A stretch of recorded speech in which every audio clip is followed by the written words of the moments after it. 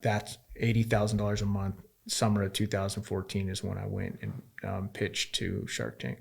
How does that work, or how did that work? Like, it's just a cold call thing? Like you fill out a form online, or how? You can do that. And the first time I did that, I got nowhere. I didn't even get an email back from them. But the second time I did an open casting call.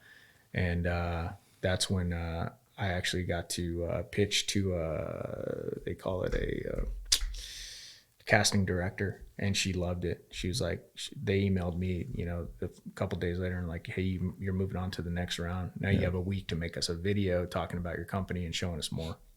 And so from that point, how long was it before you actually went on the show? From that point, it was probably like 3 months. 3 months. When you actually went on it, is there any contrast from what it looks like on TV versus the actual process? Yeah. When you see guys walk, I don't know if you ever watched the show, but you see the entrepreneurs walking down the hallway and that music's playing. There's no music playing, So just and you get in there and it's kind of wild because they tell you to walk out to a mark on the floor, like some tape on the floor. You stand there and then cameras, and the sharks are all sitting there just eyeballing you.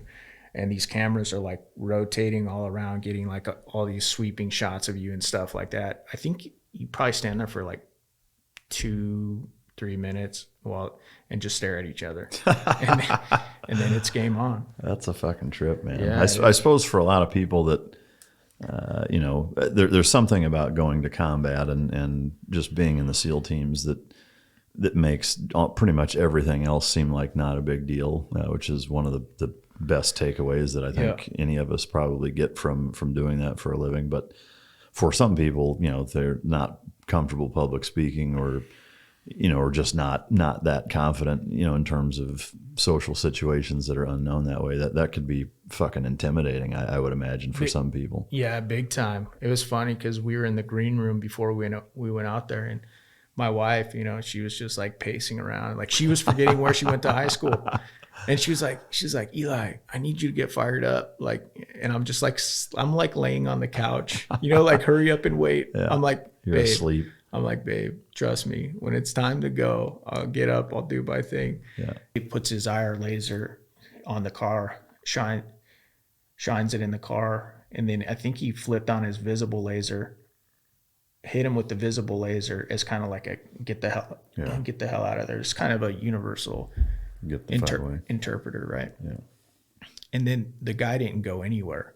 And so Dave escalated and he, flipped his safety off and he fired 2 warning shots over the hood. And the guy didn't move. He stayed there. And I was like, all right. And I just opened up on the car, and it was kind of interesting because on nods with belted tracer or belted, our 50 cal belts had like armor piercing incendiary tracer, Rofus, and several other rounds, on there. It was like kind of like a laser light show hitting this car. I mean, it was just blowing up all over the place. And then he turned away from us, and I put a couple more, into his in his back windshield, and it killed him, and he crashed into a wall. And so at that point, some of our guys came out to see what the commotion was, and they came down, and they were checking this dude out, and we were gonna send EOD down to see if it was a V-bid. And so our EOD guys walked down the road, and he's probably about 150 yards down the road now. And they were like, yeah, they got up to the car. They were like, this looks super sketchy. We don't want to mess with this. And so they took a thermite grenade, threw it inside the car. And, that thing went up real quick and started torching and ended up blowing up. But yeah, for me, that was an interesting night because I got to see, that sometimes you just have to make a decision, and it's not black and white. It's like if that guy, he was out past curfew, he didn't get out of there when we shot a visible laser at him. He didn't get out of there when we shot warning shots at him. and he was rolling around blacked out. They did take pictures of him, the guys that went down to search the car, and what they found was they came back and they showed the Iraqi army guys that we were working with, who verified that he was a former colonel in the Ba'ath Army, and that he was, now what we would consider an insurgent. Yeah. What do you suppose the catalyst for that switch in mentality was? Do you know? I think it was,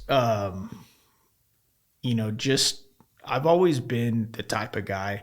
I failed a lot. I failed at a lot of stuff, but I always try and like figure out why, or then figure out, okay, if I am going to be successful, what's it going to take? Why didn't it work that time? What can I go back in, look at, dissect, and where can I make changes? And, I think that was a big reason why, I wanted to, shore that stuff up, because I realized clearly what I didn't work. Okay. So how do I attack it again differently? And I've had to apply that in business too. I'm sure you have as well. Yeah. Just like, it's difficult, and there's so many things that can get you. Yeah. And a lot of success, I think, is like failing enough to learn like what doesn't work or what doesn't work for you, and then going back and being resilient and giving it another go. No, yeah, no two ways about it. I mean, that's the thing that I think a lot of people, on the outside looking in, I've talked about this a number of times, the must be nice mentality that drives you fucking crazy. That, there's a lot of people that just see the brochure of your life, of your business, et cetera. They don't see, just like in the SEAL teams, like, the brochure, be someone special. It's, tri-folded, handful of pictures of all the coolest, funnest, sexiest shit that we do in the SEAL teams. What it doesn't show is the other 95% of being fucking miserable and building pallets and being gone all the time, and, missing kids' birthdays and all that kind of shit, So there's a lot to that, that I think, business-wise that you learn in the SEAL teams, as well as, apply in business, where, a lot of figuring it out is learning the hard way, and more of learning what not to do than it is learning what to do.